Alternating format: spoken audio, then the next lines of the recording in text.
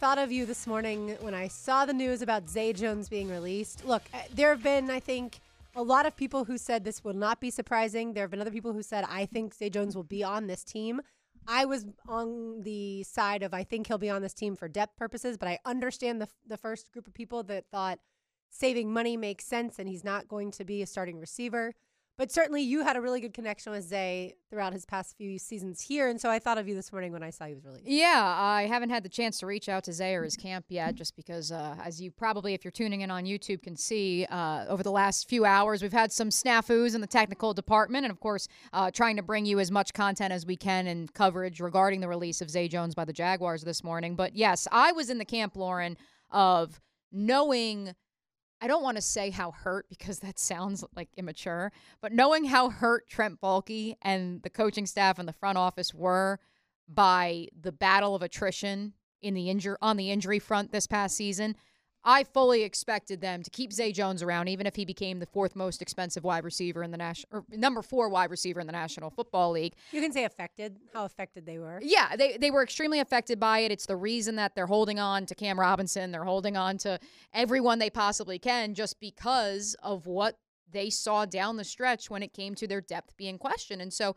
I truly believe that they would keep Zay around. They did go out, and of their 13 undrafted free agents that they signed of their rookie class, 5 of them are wide receivers. And so clearly there was an emphasis to look at what else is out there. We know they carried 7 wide receivers a year ago. And so you subtract Zay, you subtract Calvin Ridley, you add Gabe Davis. Well, now you're at 6, which is what most teams traditionally carry. Oh, and you added Devin Duvernay too, minus Jamal Agnew. Right. So that's 6. And so the math makes sense. It's a $4 million savings for the Jaguars. And depending on if it's a post-June 1 cut or not, that could also affect the bottom line. I would assume it'll be a post-June 1.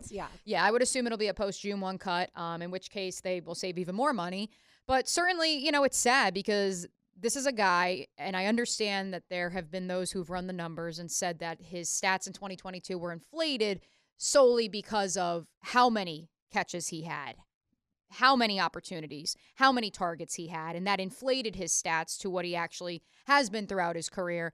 But look, you look at that opener when he was healthy, the diving catch against the Indianapolis Colts, when in Buffalo, he guts it out with the injury that he had suffered 3 weeks earlier against the Kansas City Chiefs, tries to play in that game against that game in London, and has a touchdown in the back of the end zone, gets hurt again.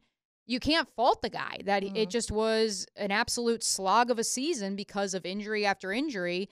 And we still don't know if the first injury was related to the second injury. I know Justin Lewis of the Florida Times-Union did that great piece where it revealed exactly what was wrong with Zay. But it's unfortunate.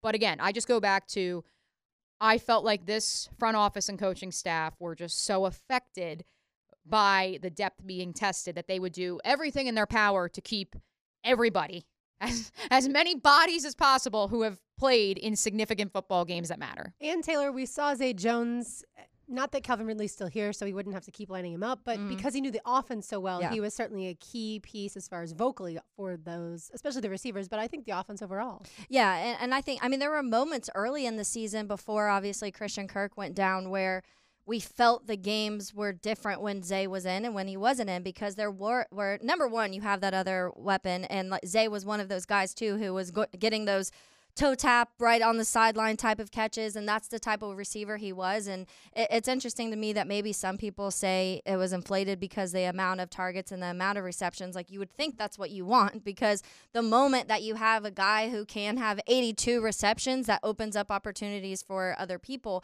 And there was just kind of like that safety feeling around Zay when Zay was on the field when it came to between him and Trevor. Unfortunately, I feel like maybe some of this is the injuries last year, because it was so, missed a few games early, then came back, then missed a chunk of games again, and then came back, and then missed some more games. So it wasn't like maybe I feel like maybe the concern was in that realm of, hey, unfortunately, you weren't on the field very much last season. And in 2022, when you were very valuable, but you can't be that valuable if you're not there. So I think they probably want to look at that just because of how hindered they were down the stretch when it came to offensively and because of all the weapons going out.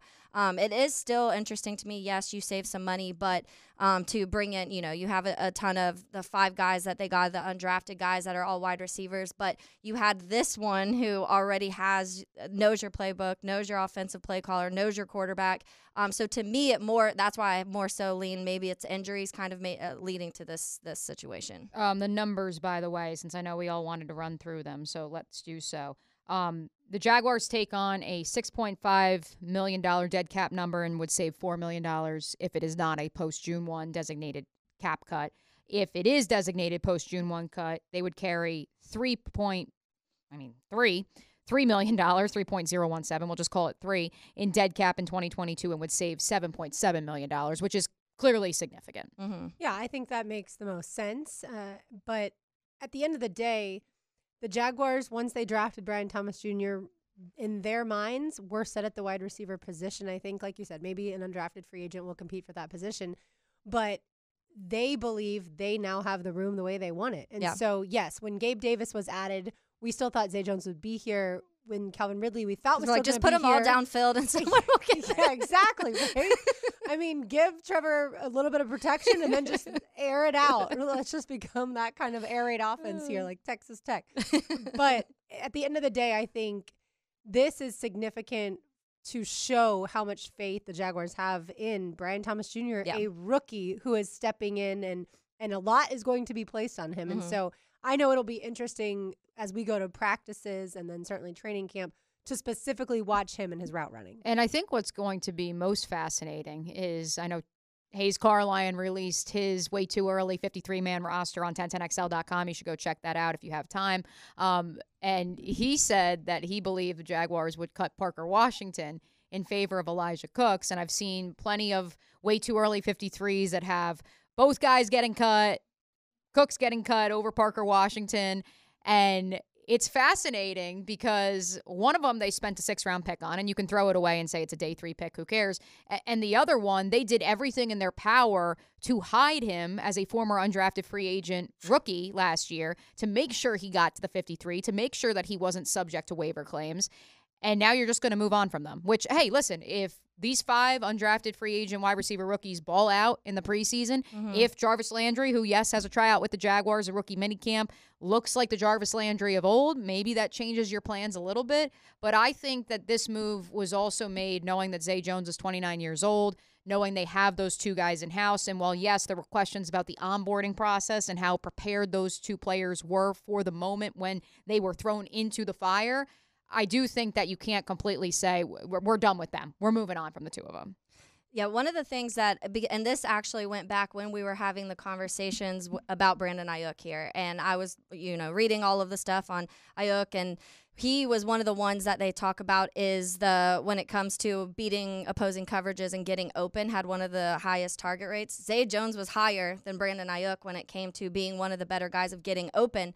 His open target percentage was the 5th best in the league. Around Cooper Kupp, Jerry Jeudy, Brandon Ayuk, and Keenan Allen were all kind of like in this phase, and Tyler Lockett sitting at the very top of that, which makes sense for a lot of people.